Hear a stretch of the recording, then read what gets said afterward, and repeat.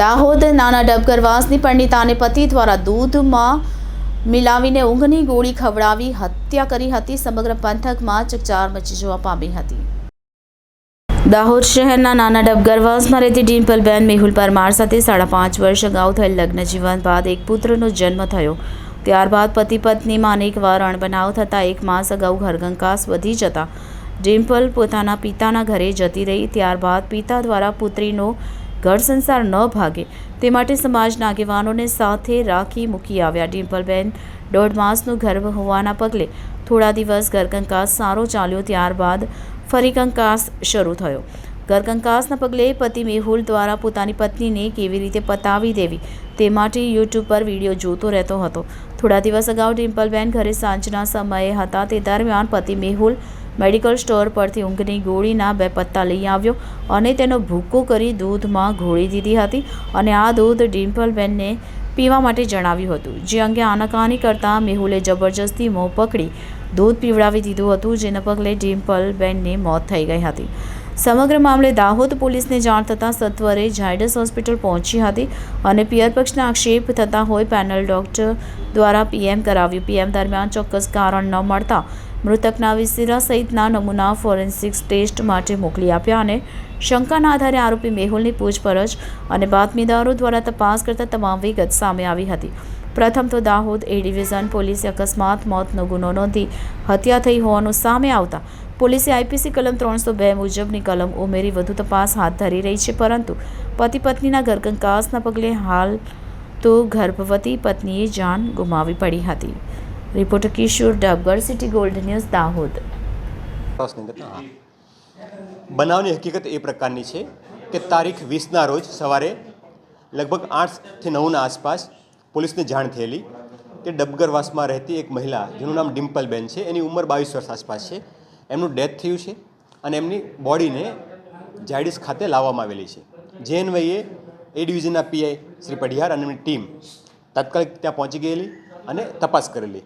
તો એ મણજના બેન છે, એમના શરીર ઉપર પ્રાથમિક દ્રષ્ટિએ ગાલના ભાગે તથા ઓઠના ભાગે અને અલગ અલગ જગ્યાએ અમુક ચક્કામાં અમુક નાની માઇનોર ઇન્જરીઓ હોવાનું પ્રથમ દ્રષ્ટિએ જણાઈ આવેલ. જેથી આ બનાવ થોડો શંકાસ્પદ લાગતા એડીની જાહેરાત લઈ ડૉક્ટર દ્વારા પેનલ પીએમ કરવામાં આવેલું અને પેનલ પીએમ કરી આગળ શું થઈ શકે એ માટે તપાસ હાથ ધરવામાં આવેલી. આ દરમિયાન જે મણજના બેન છે એમના ઘરની આસપાસના સીસીટીવી કેમેરાઓ, એમના પતિ, એમના પરિવારના લોકોની મૂવમેન્ટ, એમના પિયર પક્ષના લોકોનો જવાબો, આ તમામ બાબતો ધ્યાનમાં લેતા આ બનાવ પ્રથમ દ્રષ્ટિએ શંકાસ્પદ હોય અને કંઈક ગુનાહિત બન્યું હોય એવું જણાય આવેલ. આ દરમિયાન જિલ્લાના પોલીસ વડા શ્રી ડૉક્ટર રાદીપસિંહ ઝાલા સાહેબના માર્ગદર્શન હેઠળ અમુક ટેકનિકલ માહિતીઓ અને ટેકનિકલ એનાલિસિસ પણ કરવામાં આવેલું. જેમાં એવું જણાય આવેલું કે જે મણજના બેન ડિમ્પલબેન છે એમના પતિ મેહુલ કુમાર કૈલાસચંદ્ર પરમાર એમણે બનાવના પહેલાં પોતાના ફોનની અંદર યુટ્યુબની અંદર ઓવરડોઝથી કઈ રીતનું અવસાન થઈ શકે, ઊંઘની ગોળીઓ આપવાથી અવસાન કઈ રીતનું થઈ શકે, કેટલી ગોળીઓ આપવાથી ડેથ થઈ શકે, આ તમામ લગતના વિડીયો સર્ચ કરેલા. જે હિસ્ટ્રી પણ ટેકનિકલ અમને જણાઈ આવતા આ તમામ બાબતો આધારે અમે ડિમ્પલબેનના પતિ મેહુલને બોલાવી એની પૂછતાછ કરવામાં આવેલી હતી. એ દરમિયાન પીએમ નોટ પણ આવી ગયેલી અને પીએમ નોટમાં પણ જણાવવામાં આવેલું કે જે ઇન્જરીઓ છે એ એન્ટીમોર્ટમ એટલે કે મરણ પહેલાંની ઇન્જરીઓ છે. આ તમામ બાબતો સાંઘિક પુરાવા આધારે એમની પૂછતાછ કરતાં મેહુલે સ્વીકારેલ કે 19-20ની રાત્રિએ એમને ઝઘડો થયેલ અને એ દરમિયાન પોતે ઊંઘની દવાઓની સ્ટ્રીપ લાવેલા. એ સ્ટ્રીપની લગભગ 2 જેટલી સ્ટ્રીપ ટોટલ 20 ટીકડીઓનો ભૂકો કરી દૂધમાં ઉમેરી આ બેનને પાવાનો પ્રયત્ન કરેલો. તો ડિમ્પલબેનને ઉલટી થઈ ગયેલી.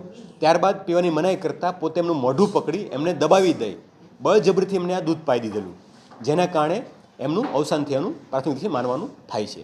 હાલમાં આઈપીસી 302 મુજબ ખૂનનો ગુનો દાખલ કરી મેહુલને અટકાયત કરવામાં આવેલી છે અને એની રિમાન્ડની પ્રોસેસ હાલમાં ચાલુમાં છે અને આગળની તપાસ પણ હાલમાં ચાલુમાં છે. હા, ડિમ્પલબેન છે પ્રથમ દ્રષ્ટિએ લગભગ 1.5 માસનો ગર્ભ હોય એવું જણાય એવું છે. જે સ્વતંત્ર સાહેબોના જવાબો અને આસપાસના લોકોને પૂછતાછ અને પેર પ્રશ્ન લોકોની પૂછતાછમાં એવું જણાય એવું છે કે ડિમ્પલબેનને આ મેહુલભાઈ તરફથી ત્રાસ હતો, શારીરિક માનસિક, અને અવારનવાર ઝઘડાઓ પણ ચાલતા હતા. હાલમાં એમના કોઈ પરિવારજન સંડોવણી હોય એવું જણાવેલ નથી, પરંતુ ઊંડાણપૂર્વક તપાસ ચાલુમાં છે. ભવિષ્યમાં કોઈ પુરાવો મળશે તો એ બાબતે પણ કાર્યવાહી કરવામાં આવશે. હત્યા પાછળનું કારણ પતિ પત્ની વચ્ચેનો કંકાસ છે. કોઈ અનૈતિક સંબંધો બીજા સાથે એવું કંઈ? હાલમાં પ્રથમ દ્રષ્ટિએ એવું રેકોર્ડ પર જણાવેલું નથી કે કોઈ અનૈતિક સંબંધોનો મુદ્દો હોય, પરંતુ અવારનવાર થતા ઝઘડાઓ, પારિવારિક કંકાસ આનો મુદ્દો હોવાનું જણાવેલ છે.